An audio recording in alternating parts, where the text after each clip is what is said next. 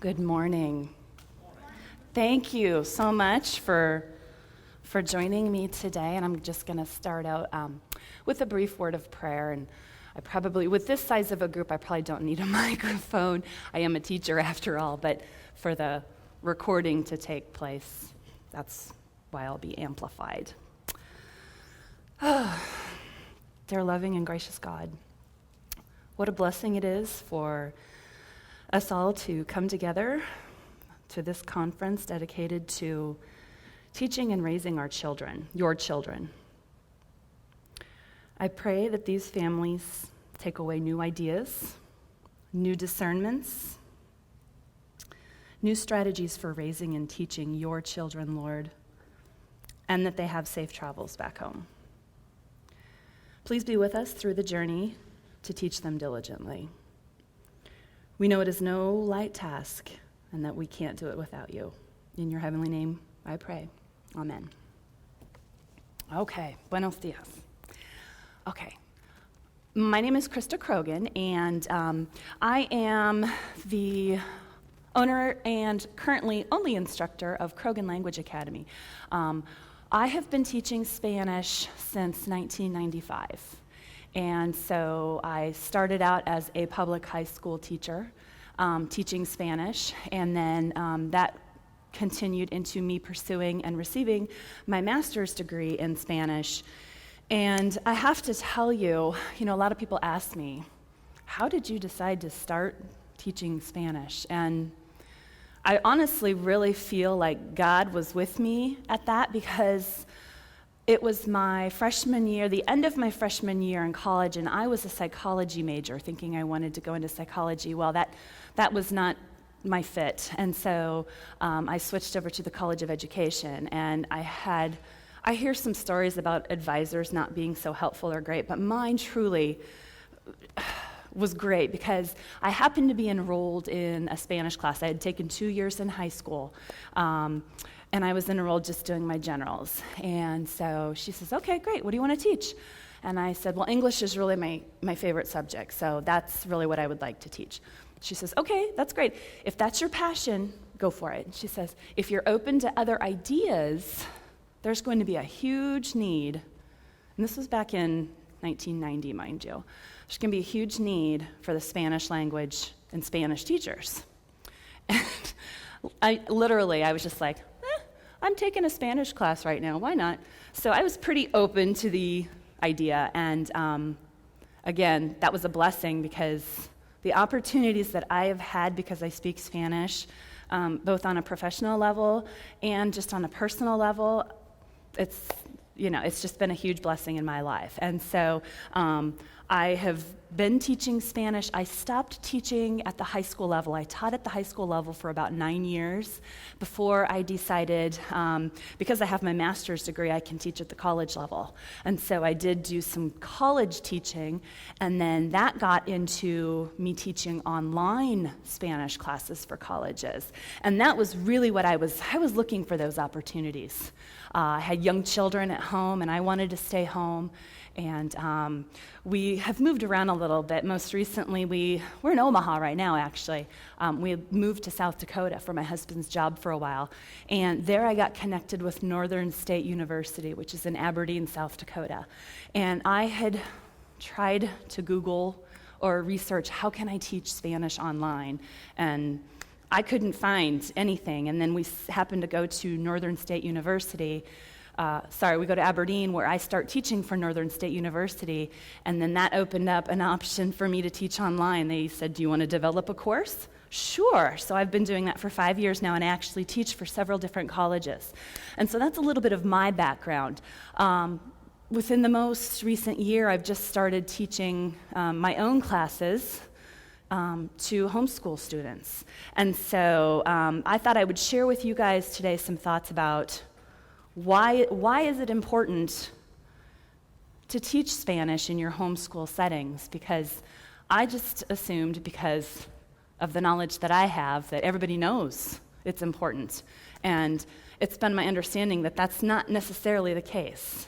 So I warn you, this is my very first presentation at a convention ever. So I've done lots of teaching and whatnot, and this is sort of teaching, but yet feels a little bit different. So I was praying this morning to God that please let this go well, and please let me do this right. And, he told me, doesn't matter.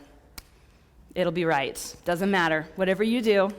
So with that, I just tell you that if my message doesn't come out the way I want it to, the main goal is for me to tell you Spanish is important. So I'll see if I can convince you of that. Maybe some of you don't necessarily need convincing, but just some interesting trivia information. And so also as a way to kind of put me in my comfort zone since I'm a teacher, I thought, well, I'll have the group, I'll teach them a little Spanish because then that'll make me feel a little bit more comfortable. So if you're on the left side, so you folks over here are going to ask this question. So repeat this after me. ¿Quieres bailar? Okay, and so that means, do you want to dance? Okay, so let's say that again. ¿Quieres bailar? Okay, I want you guys to say that too, because in a little while you'll be asking it too. So, ¿quieres bailar? ¿Quieres bailar? Okay, good. So everybody together. ¿Quieres bailar? Perfecto. Okay, so on the right side, you guys are going to respond. They're inviting you to dance. Okay? And so you're going to say, sí, por supuesto. Yes, of course. So, sí, por supuesto. Good. Let's try it again. I'll say it and then you repeat. Sí, por supuesto. Sí, por supuesto. Perfect. And again, you guys are going to be saying that too in a little while. So why don't this side try? Sí, por supuesto. Sí, por supuesto. Okay, everybody. Todos. Sí, por supuesto. Muy bien. Okay, and this slide is partly for me to make sure you're paying attention because it's going to keep coming into my presentation. So when it does, you follow the instructions. So if you're on the left side, you're going to do whatever the left side tells you. And if you're on the right side, you're going to do whatever the right side tells you. Okay? So let's test it out right away. Here we go. Okay, muy bien. Okay, we're going to take a little pre-test, and if you want to jot down your answers, because we're going to find out how you did at the end, that's fine, or just kind of do this mentally in your mind. These are true-false statements, and I just want you to think through these concepts. I'll read them out loud to you so you can sort of process orally as well, or orally, I should say. Relatively speaking, Spanish is one of the easiest languages to learn for English speakers. Don't answer, just answer in your mind. What do you think? Number 2, relatively speaking, English is one of the easiest foreign languages to learn. So people that don't speak Spanish or that don't speak English as a first language is what I'm referring to there. So relatively speaking, English is one of the easiest foreign languages to learn. 3, the state of Arizona was once officially part of Mexico. 4, it is not recommended to introduce a foreign language to a child before he is 3 years old. 5, since 90% of Hispanics are Catholic, there is no real need to minister to them. 6, there are 15 countries that have Spanish as their official language. 7, learning your first foreign language makes it easier to learn other foreign languages. 8, base pay in many U.S. professions can be up to 20% higher for Spanish-English bilingual employees. 9, there are more than 30 million native Spanish speakers in the United States. And yes, Spanish or some other foreign language is required homeschool curriculum if you want to go to college. So just kind of jot down or think in your mind your answers on those.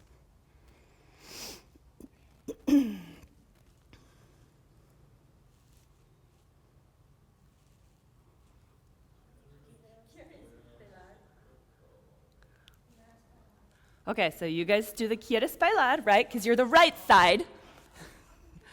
All right, there you go. Muy bien. So an overview of what I'm going to be talking about today, essentially personal benefits, what's in it for me to learn Spanish, relational benefits, what's in it for my relationships, professional benefits, what's in it for my career, and ChristCenteredness, what's in it for God, or maybe a better way to say that or mean that is, how am I in this for God, this language learning? So what's in it for me? I read this great book. It's by Ana Flores and Roxana Soto, and it's called Bilingual is Better, and these are Hispanic or Latino ladies that live in the United States, and they are bilingual, and they're raising bilingual children. They are teaching their children Spanish. And this is a really great read. It's a really easy read. So it is something that I would actually recommend if you want to do a little bit more research. A lot of the statistics I have came right from this book, although I found them everywhere I was researching pretty much was the same information, so that leads me to believe that, their research is correct. The first thing is that personal benefits, our brains are better when we learn a language. And so I'm not really talking specific Spanish language right now. I'm just talking about the concept of learning a second language, no matter what that may be. So, and here's some of the stuff that they say in the Bilingual is Better book. Some of the cognitive advantages of learning a second language is that the brain is able to focus more on achieving goals. So they find that bilinguals are more goal-oriented. They have a competitive edge as far as education goes. And sort of what I mean, they have better analytical, social, and academic skills. They have a greater sense of selective attention. And they talk about that, how it's sort of because you have both languages in your mind, and so they're very aware, very acutely aware of when it's time, with whom they can speak English and with whom they need to speak Spanish. And so that transfers over cognitively to other areas for selective attention.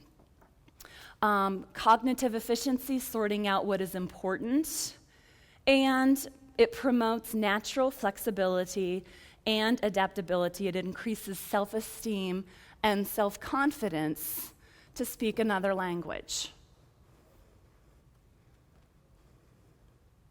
Some other things, and this is documented, that there are improved standardized test scores for students that are bilingual. And actually, this is a pretty recent study. I don't know if any of you have heard this, but they've actually studied and found that there's a lower risk of Alzheimer's later in life for people that are bilingual or, speak more than one language. And that's partly because of the next part that I have there, where it says bilinguals are better at blocking out distractions than monolinguals. They're better multitaskers. Again, it's something to do with what's going on in the brain, being able to, block out distractions, that is what transfers over so that the Alzheimer's is not nearly as prevalent, or it might onset later. Knowing a second language provides better understanding of the first language. This is a big one. I know that when I started studying Spanish, my English grammar improved a lot. And it's because you just start to understand what the structure of you start to understand the concept of a structure of the language. Because when you're not studying a language, you don't really realize there is any structure to a language. So you have better understanding of your first language, and it's been documented that bilinguals have superior reading and writing skills. So there is not a negative in the world about learning a second language. Okay, here we go. Oh, muy bien. All right. Personal, as far as academics. Found this infographic. Voxy is a site dedicated, they're a company dedicated to language learning. think they focus a lot on teaching English as a second language, but this was a great infographic, and it talks about what are the hardest languages to learn. And some is kind of small, so I'll just take a look. Each learner is different, first of all. Okay, so this is not a full across-the-board ruling of anything, but just in general, this is based on how close the new language is to your native language or other languages that you know. It's dependent on how complex the language is, how many hours each week you devote to learning the language learning resources available to you, and of course your motivation. So that's sort of the scale, and here are their findings. I'm going to start with the hardest languages to learn. They say, to achieve language proficiency. I don't know if I like these numbers so much. I think these are a bit of an undershoot, but they say about 88 weeks, or in other words, 2,200 class hours. These numbers seem a little bit low to me as far as, achieving true proficiency, but it's what they have. So they say Arabic, Chinese, Japanese, and Korean. There is not much similar to those languages to our first language. On the medium level, we have Hindi, Russian, Vietnamese, Turkish, Polish, Thai, Serbian, Greek, Hebrew, and Finnish. And they say that those take about 44 weeks or about 1,110 class hours to achieve proficiency in those languages. So it's less than the previous slide. And then actually the easiest languages to learn are Portuguese, French, Italian, Romanian, Dutch, Swedish, Afrikaans, Norwegian, and of course Spanish. And again, that has to do with the similarities between our English language, that Spanish actually is considered one of the easiest languages to learn. Now, I don't want to present this like, just do the easiest one. I don't want you to think of it like that, because it certainly is no easy task to learn any of those languages, including Spanish. But for a confidence builder, it might be nice to start with a language that's not so taxing and it's related to something that we know, which is English. Okay? And so I have some examples of some words that are in Spanish. The term cognates means words that are alike in Spanish and English, or whatever languages. So we have some cognates. These are Spanish words that are pretty easy to figure out what they mean just because they look so similar to English. We love these, right? Makes it easy, okay? So brillante, brilliant. Aire, air. Cámara, camera. Elefante, elephant. Curioso, familia, okay? And then we also have something called loan words. Because English and Spanish are two languages that have so much contact with each other because of those populations being a part of the United States, we have a lot of words that English has loaned to Spanish and Spanish has loaned to English. And when I say loaned or borrowed, I mean they're a part of the dictionaries now. So like el golf, okay? So this came from, you can tell this is a word we recognize in English, right? This is a Spanish word, el golf. El email. I've heard a Spanish term for it, el correo electrónico, but they do use it, el email. Click, like when you're on the computer, hacer click, okay? Los jeans or los blue jeans, it's a Spanish word because they borrowed it from English. Un snob, kind of funny, I just threw it in there. Spanish. So these are Spanish words that you probably recognize, and some of them you may not have even realized they were Spanish words to begin with. But we borrowed these words from Spanish. Patio, rodeo, canyon, mosquito, and I thought that last one was funny, buckaroo. It comes from the Spanish word vaquero, which in Spanish means cowboy. So I didn't know that. I just learned that as I was putting this together. Buckaroo comes from vaquero. Kind of cool. And so I guess what I was suggesting when I was saying, don't just look at it as, I just want to do the easy language. I would look at it as sort of a plan that you might start with an easy language such as Spanish. And a lot of people start a foreign language and love it so much that they want to learn others. And so in order to make that possibility realistic for you, it might be nice just to start with Spanish, and then you can maybe go on and do Hindi. And if you like that and you really want to challenge, move on and go to Korean. And then you're going to be considered a polyglot, someone who speaks multiple languages. All right, there you go. Oh, everybody. Muy bien.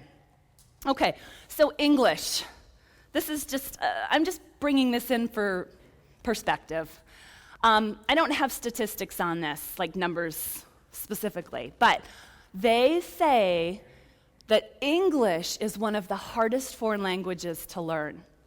So people that speak other languages as their first language, when they try to learn English, it's very difficult for them. So I don't know where in that infographic this would fall, but my guess is medium or hard, okay? And there's different versions of this, but it just makes you think about your own language. And then when you think about people trying to learn English, makes you go, I can see why they have trouble with that. I mean, we all have trouble with foreign languages. But I'm just going to read through this. We'll begin with box. The plural is boxes. But the plural of ox is oxen, not oxes. One fowl is a goose, and two are called geese. Yet the plural of moose is never called meese. You may find a lone mouse or a house full of mice, but the plural of house is houses, not heis. The plural of man is always men, but the plural of pan is never pen. If I speak of a foot and you show me 2 feet, and I give you a book, would a pear be a beak? If one is a tooth and a whole set are teeth, why shouldn't 2 booths be called beef? If the singular's this and the plural is these, should the plural of kiss be ever called keys? We speak of a brother and also of brethren, but though we say mother, we never say methrin. Then the masculine pronouns are he, his, and him, but imagine the feminine, she, shiz, and shim. Very interesting. I have some signs. These are real-life signs. Funny English mistakes. I believe these are Chinese characters. So I think this is in, I believe, Shanghai. This is a real sign that they've tried to make bilingual for the English speakers of the world that are in the community. And they've translated it to slip carefully. Now, I was finding a bunch of these, and very many of them were really not appropriate for a conference like this. There's some really funny ones. Oh, let's do this. Okay, so here's another one. I couldn't even figure out what this one was supposed to be.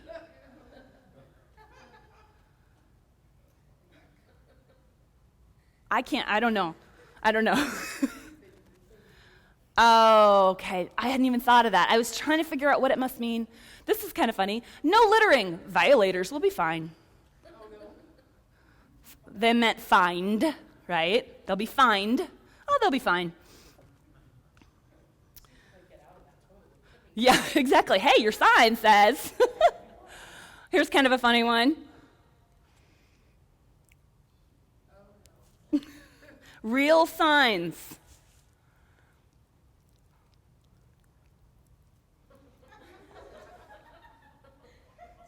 Interesting.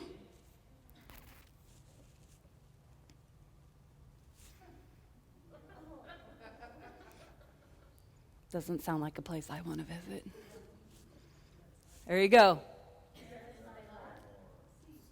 Oh, you guys are getting so good. All right, so let's talk about schooling and academic, and I should probably check my time. Great. Okay, so what are colleges looking for? Now, these are upper-end, high-scale universities, most of them. I mean, MIT and Stanford, UCLA. But the requirements of other colleges that may not necessarily be considered so academically elite are actually pretty similar to this. And so when you get to college, most colleges are going to want you to have some foreign language. They're going to want you to have at least 2 years of the same language. Now, as our demographics in this country are changing, they're wanting more and more. The 21st century is a lot different than the 20th century. The consistency of the population is different. The demographic is different. So, Harvard's recommending 4 years of a foreign language. And so what if you don't do that? Well, some colleges, if you don't have your 2 years of one foreign language, you are not even admitted to the college. Some colleges will admit you, but consider it a deficiency, and then you need to take care of that while you're there, which would have been so much easier had you done it before college, because college-level Spanish is fast, and it's intense. And I can tell you, as a college-level instructor, the number of people that tell me, oh, I wish I would have done this in high school.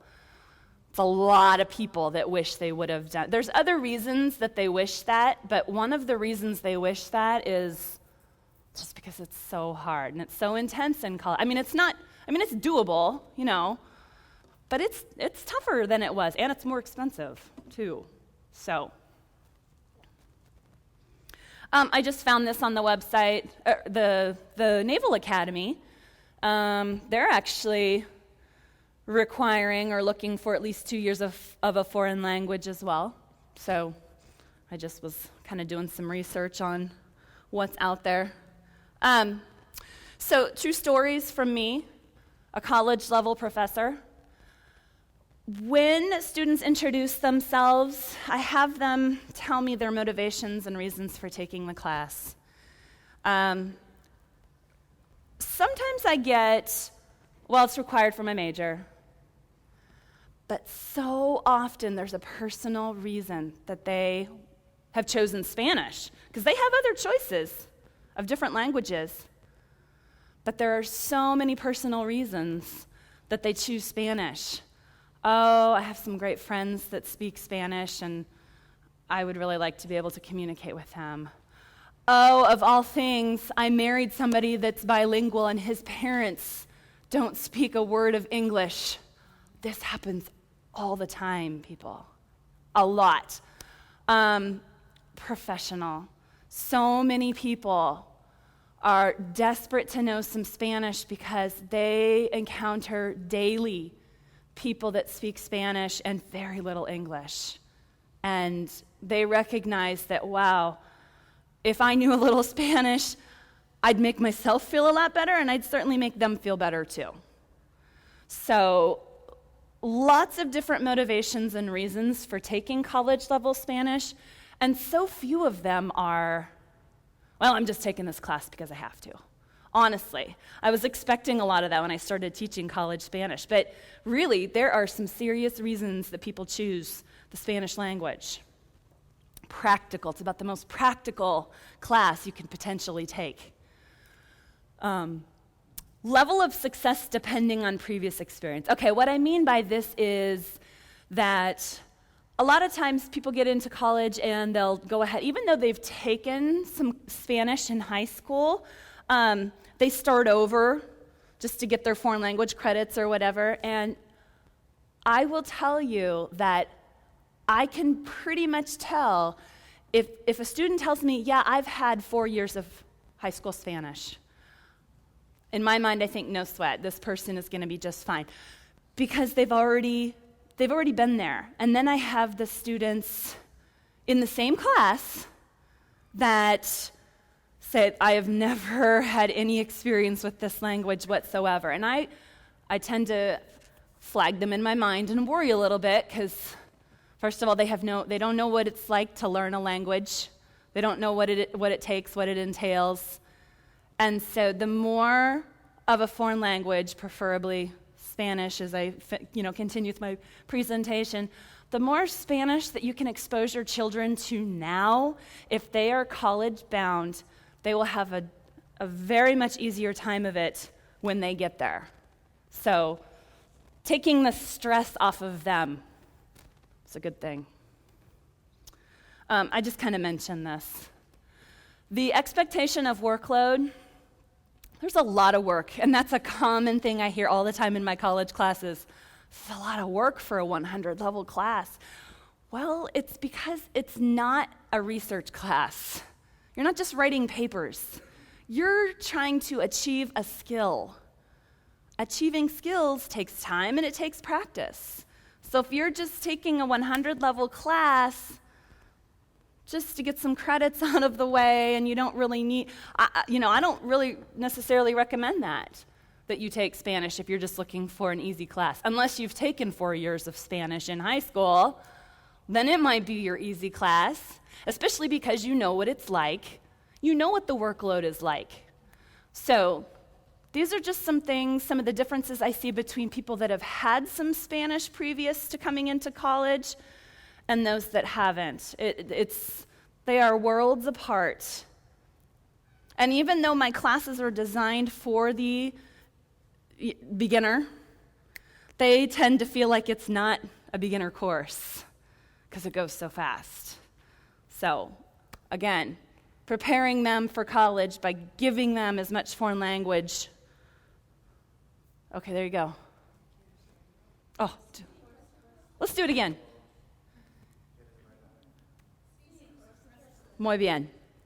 Okay, relational benefits. What's in it for my relationships? I've sort of touched on some of this along the way. Here's my book again. Not my book. The Bilingual is Better book, the one that I really recommend. But the U.S. Census Bureau claims that it's the Hispanic or the Latino population is the fastest growing segment of the U.S. population between the years of 2000 and 2010. There was a 43% increase just during those 10 years. And then they estimate that the Latino population will soar to nearly 133 million by 2050. Now, right now, I have another slide I'm going to show in a second with this information. We're at about 37 million native Spanish speakers in the United States right now. So it's going to be 133 million by 2050. Staggering to me. Nielsen report from April of 2012, the U.S. Hispanic community is among the world's top 20 economies. Okay? Over 50 million Latinos currently spending about $1 trillion a year. So their buying power is projected to increase to $1.5 trillion by 2015. All right? So businesses are starting to cater to this demographic. Hispanics are not disappearing into the American melting pot. It's a culture that is sustaining itself within our bigger culture. It's not like German. I grew up in a German community that you would never know it now. I mean, the remnants are the High German Club and the Low German Club, and that means nothing to anybody that's in my generation or younger. That's not what's going to happen with this population. Here was what I was mentioning. Up in the top, it's hard to read, but the United States, it's interesting that Spanish is not the United States official language, but yet it shows up second on the list behind Mexico of the number of Spanish speakers in their country. And so this one over here is where it talks about Spanish as a native language, the 37,579,787, approximately, give or take. And so there are 20 Spanish-speaking countries, not including Puerto Rico, because Puerto Rico technically is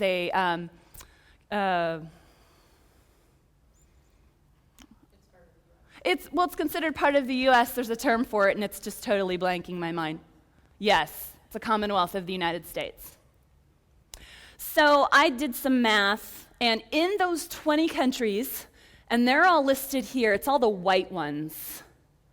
Okay, so in those 20 countries, 21, because Puerto Rico is here, there are 423,120,413 residents in this world that speak Spanish as their native language. That's a lot of people. In the United States alone, I had pointed that out, it's 37 million some. That's a lot of people right here. And as I'd shown on the previous slide, it's projected to grow exponentially. I mentioned cultural sustainability, and so here's some of the, and I probably left some off. These were just the ones I could think of off the top of my head. I mean, think of all the Mexican restaurants. Think of how popular Mexican, and when I say Mexican, I refer to Mexico, because, here in Omaha, we have Cuban restaurants and Spanish restaurants. When I say Spanish, I mean Spain, okay? So all of the foods and restaurants that we see here in this country that come from a Latino origination, publications, newspapers, print, magazines, things that are in Spanish, okay? Remember that economy information I had before? They are being catered to in their language. Signage, y'all probably have seen signs in Walmart or wherever that are bilingual. Media communications, popular music such as, Jennifer Lopez, Enrique Iglesias, Shakira, there's a whole bunch. Those are names you probably recognize. And then traditional festivities. Cinco de Mayo is a celebration of, it's not the celebration of Mexican independence, it's the celebration of the war. Oh gosh. That's it. The French and the Mexicans. Yes. And Cinco de Mayo is actually a huge it's a bigger celebration here in the United States than it is in Mexico. Interesting. There's also the holiday called Dia de los Muertos. It means Day of the Dead. It corresponds time-wise with our Halloween. It's November 1st and 2nd, although they're not related. And in the southwestern part of the United States, this is a celebration. They celebrate those that have passed on, and they go to the cemeteries, and they decorate, and they build shrines, and all this stuff. So these are parts of the U.S. culture. Another quote here. With nearly 1 in every 3 Americans being Latino in the not-so-distant future, I think it's safe to assume that Spanish is not going anywhere. And this kind of goes to what I was talking about with German in my hometown community. By the 3rd generation, an immigrant's native language has usually become defunct. Unlikely for Spanish, though, with the influx of new immigrants that we're expecting. So this Austrian philosopher, Ludwig, thank you, Wittgenstein. I speak Spanish, not German. He said, the limits of my language are the limits of my universe. So when we think about this country, or even this state, if you live in Nebraska, or whatever state you live in, or your town, think about those being a universe. And think about your children when you ask yourself these questions. Who might be your spouse one day? Think about the population of the United States and what it consists of. Who might be your neighbor living right next to you? Who might be your friend? Who might you meet on travels? Oops, I wanted to just go back to this again. So essentially, you just never know what the future holds. And like so many of my students that have regrets, I wish I would have learned Spanish when I had the opportunity to do that in high school, or whatever their schooling situation was. You just never know. All right, here we go. Gracias. I just found this interesting. I don't know if you guys are familiar with the Treaty of Guadalupe, which happened in 1848, that that part in red that is now the United States, that all used to be Mexico. That used to be a part of Mexico, and through the Treaty of Guadalupe, the United States acquired it. They paid a good sum for it, but it's amazing. It's more than 500,000 square miles of land. So some of the states that affected: California, New Mexico, Arizona, Texas, parts of Utah, Nevada, and some of Colorado even. And so when we think about the question, and I will not get on a soapbox here, but when we think about which came first, Spanish or English, there's a lot of controversy and anger in this country about people that are living in the United States but don't speak English. Well, we don't know their situation. Maybe they're trying. Maybe they don't have the resources. Okay, so like I said, I'm not going to go there. That's another convention topic. But think about it. So these people were living here, and then boom, the boundary, it's like I took a rope. So here's the division: Mexico, United States. Okay, and so then, I just kind of moved the rope. Actually, it would have been that way. And so you people all still speak Spanish, right? And so then we have immigrants coming in that speak English. And then we have some conflict. But I just think it's interesting to think about, because in some parts, a large part of this country, Spanish was already here first.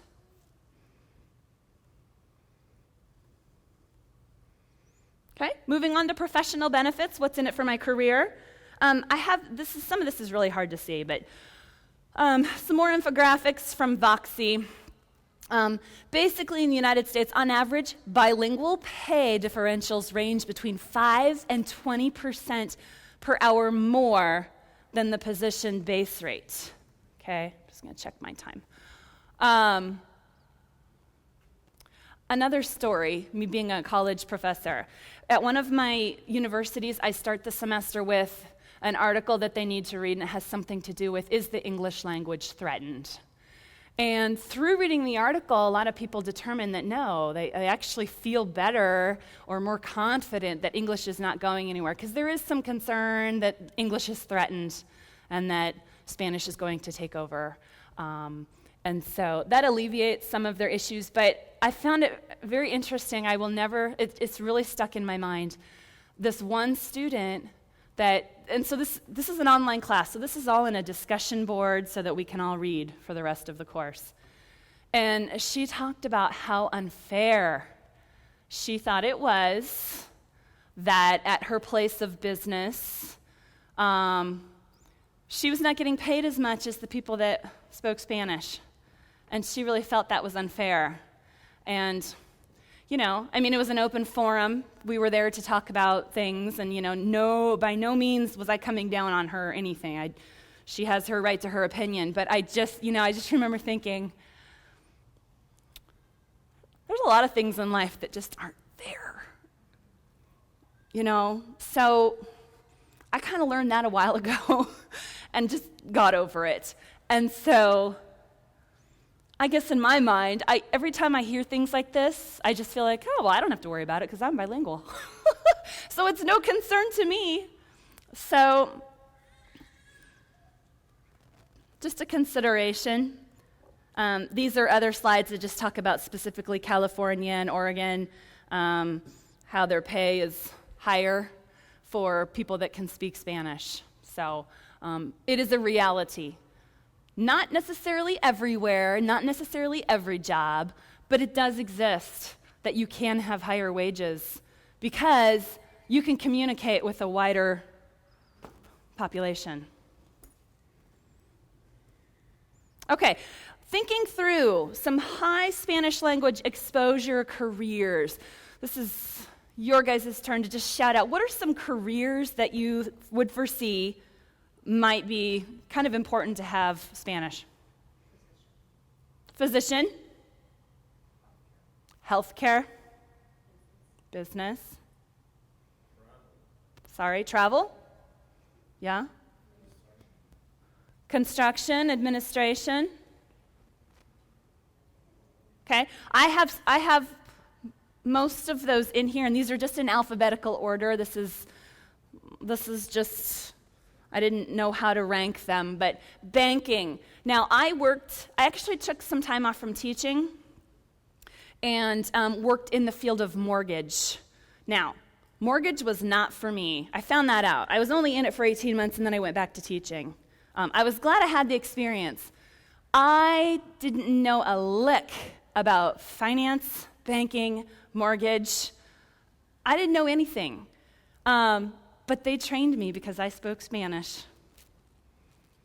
They paid all my training. I went to several trainings to learn the mortgage business. So again, I talked to my students and to people like you about this, that I had what they wanted. I spoke Spanish, and they trained me on the job. So it's another professional benefit of knowing Spanish. Construction. We actually, we had a really major hailstorm. The weather's been yucky around here lately. About a month ago, we had a major hailstorm, and so we had a new roof installed, and we're getting new siding too. And the people that do the roofing don't speak English. Some of them do, but it's broken.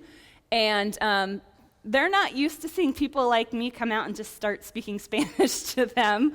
And so my husband was like, we were leaving the other day, and they were there, and he said, make sure they understand where they're supposed to, make sure they understand. And so I just went over and just started rattling off in Spanish, and their jaws just kind of, it's kind of funny, it's kind of humorous, which might be another reason to learn Spanish. It's come in handy for me a couple times where I've heard some conversations going on, and I can either jump in just slightly, and it might change the course of their conversation a little bit. So, education. Anybody wanting to be a teacher? Okay. Spanish is very helpful. Yes, the young children in schools are learning English, but it's just nice to be able to kind of meet them halfway, right? Healthcare, housekeeping. So hotel industry, anybody in need of housekeeping, lots of Spanish speakers. Landscaping, law enforcement, the legal system, real estate, they're buying houses. Restaurant, the back of the kitchen, a lot of Spanish speakers back there. So this is just a list of 10 that I thought of off the top of my head. And if you look at that list, it encompasses a lot of professions. And really it just encompasses anytime you're working with people, right? So, all right, there you go. Muy bien. All right, I have not very long to talk about probably the most important part. ChristCenteredness. So how am I in this language learning, this Spanish for Christ? How can knowing Spanish help me advance God's kingdom? And I was in church on Pentecost Sunday, and this was the scripture that we had. And then when they heard one after another their own mother tongues being spoken, they were thunderstruck. They couldn't for the life of them figure out what was going on and kept saying, "Aren't these all Galileans? How come we're hearing them talk in our various mother tongues? They're speaking our languages, describing God's mighty works."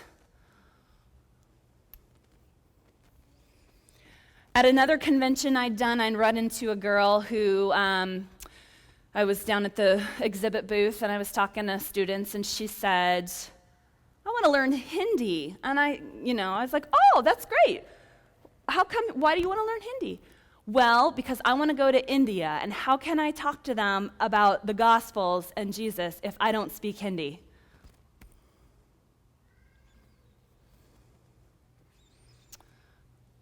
There's just the scripture again. They're speaking our languages, describing God's mighty works. That picture, my kids are big Lego freaks.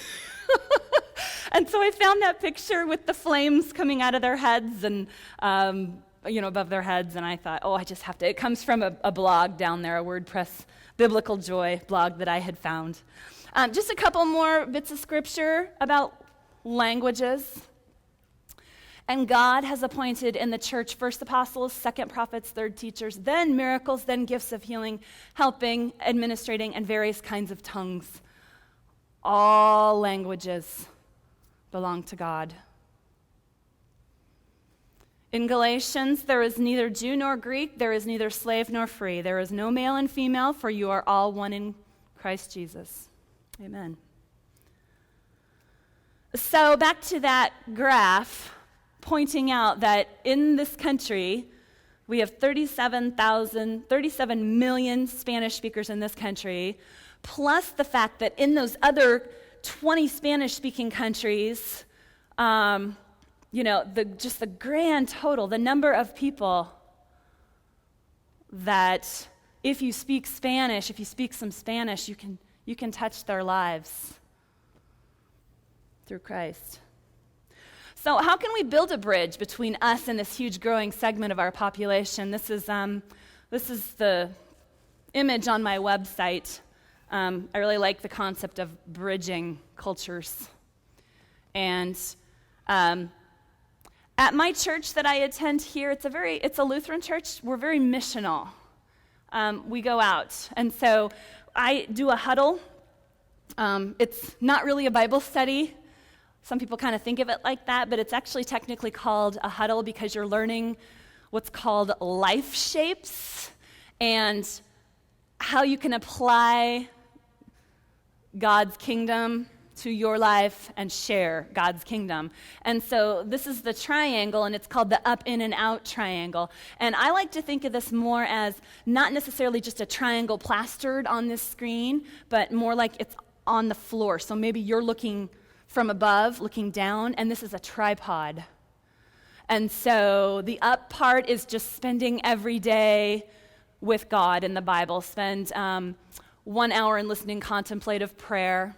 Okay, so that's part of the triangle. Think of it as a tripod. So you've got that part firmly planted.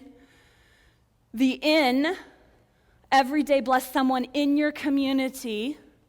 Every week, eat a meal with someone in your community. And community can mean like your physical community, but this also refers to community as far as believers of Christ. Okay, so you want to spend time with other believers, but you also want to spend time out. Every day, reflect on where you partnered with or resisted the Holy Spirit. Every week, eat a meal with someone outside of your community. Non-believers. Okay? It's great to spend time with believers, but who needs us? The non-believers. And so what I learned through Huddle is that this is God's balance. This is what He wants for us to be balanced in our relationships. Up, in, and out. And again, it's the tripod. And so we talk about how, many of us are strong in one or two of these, but not all three. But if you are strong in all three, you're going to have your tripod solid and firm. Okay? So hopefully you can kind of see where I'm going as far as how we can go up, how we can go in and out. Spanish-speaking people love food. They love food. And I just love, this came from Release the Ape. This is another blog put out by somebody here in Omaha. I don't know them, but talking about having meals with someone, breaking bread with other people. And so if you speak Spanish, that broadens your opportunities for who you can break bread with. I have a friend that, her name is Erin, and she lives in Guatemala. This is she's doing missional work in Guatemala. So what she did was she did a 1 week short-term mission trip somewhere down to Latin America, and then she did another one, and then she really felt called that she needed to be there on a more permanent basis. And so she does missions work down there, and she actually ended up meeting her husband, and this is a picture of her wedding there. And this is a picture that she took from Semana Santa, Holy Week. The processions are huge. And then I just shared some of her pictures. This is just a Thursday commute. It's guys just, hitching a ride on the truck, getting ready to go to work. And so I interviewed her for this presentation because I wanted some thoughts to share with you. And I tell you what, I'm just going to quote her directly because she so quickly responded to my questioning, and it's beautiful, and it gave me goosebumps. So I thought, it's my interview, I'll just share this with you exactly word for word. Just really gives us something to think about. So here's what she says. The number one reason I have found that Americans and American ministries need to step out of their comfort bubble into a foreign culture and missions is because it absolutely changes the mind frame of what true ministry is. The key is having a connection with a strategic ministry within a country. If you have even one connection, a bridge is forged and service can go forward. Now, I will be honest, completely honest with you. This is an area of my life that I would like to develop more, and because of my language, I'm feeling the need to, one day, when the time is right, do some missions work in a Spanish-speaking country. Excuse me. Through our church, we've been doing, I'm right at 10:30 now, so I'm going to try to go fast. We've been doing some missional outreach in Omaha, and so it's funny how you do some, and then it kind of you get the bug a little bit. And so now I have a real desire to do some of this. I'm going to go fast. The point is that the expression of outreach and missions is not about it being some big fancy event. It doesn't have to be who's hosting something that I can go do? There is stuff to do. When you step out of the USA Christian culture, you experience not only service, but you connect with another mindset of people. And this expands your mindset. The more worldly-minded American Christians can become, the more we can be effective in our own communities. It is a cliche, but missions in foreign countries are all about relationships, forming relationships with real people, non-believers, maintaining them, and then through our consistency over time, caring for them, they see Jesus. They see something different about you. This is long, but I thought this was great. The reason that foreign missions are so valuable is because the simple fact of being an American opens up the doors for you to share the love of Christ with people that wouldn't take the time to listen to one of their own countrymen talk about Christianity. It's amazing how God will use absolutely every little part of your identity to open doors where others cannot go, simply because you are willing to go. What I mean is that the number one question people asked me almost 2 years ago when I moved down here was, why would you leave the safety of the USA and come here to be with us? You don't have to say a word. When serving on a mission trip in a foreign country, your very presence preaches for itself. And then when the door is opened, speak the truth of Christ to them.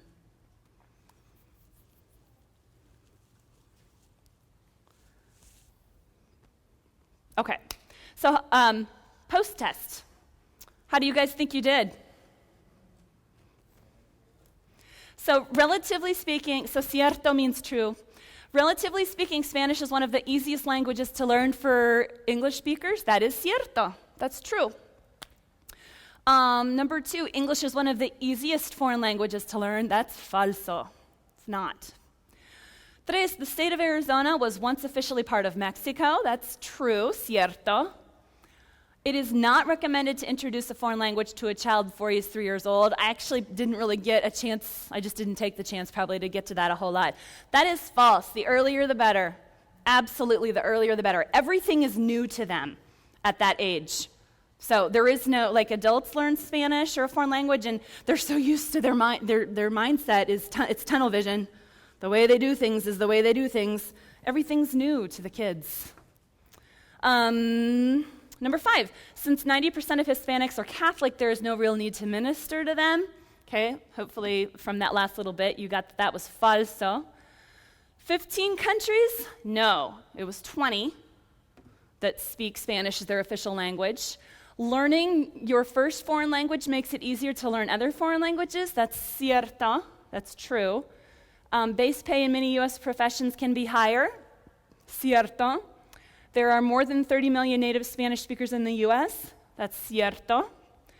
And Spanish or some other foreign language is required to homeschool curriculum if you want to go to college. I don't know that I necessarily address that. It's not required. It depends on your state. Some states require it for graduation, so it's totally based on your state. But it also depends on the college that you want to go to, whether or not they're going to require you to have it before you come in, or if you want to take it on as a deficiency and take care of it there at a more expensive rate and at a faster pace, more difficult. How'd you do on your quiz? Yay! Awesome, great. Okay, so I do teach online Spanish classes, and if anybody would be interested in any information, I've brought some pamphlets. I have my card. You can take as many of those if you know of anybody that might be interested. And on my brochure, I have my Facebook page. If you guys are on Facebook, I would love it if you would give me a like on there. My G+ community is new, so it's not on my brochure yet, but if you are on Google+, if you look for Homeschool Spanish, you should find me there. And I have a Twitter handle as well, so that you can, if you ever have any questions, you can feel free to check in with me. And I'm downstairs, actually, because I do offer online Spanish classes all the way from K through 12. So if you need a curriculum or need some supplementation, it'd be great if you came and visited. I'm downstairs in booth 714. So I thank you all so very much for being such an attentive audience and sticking with me. So thank you very much.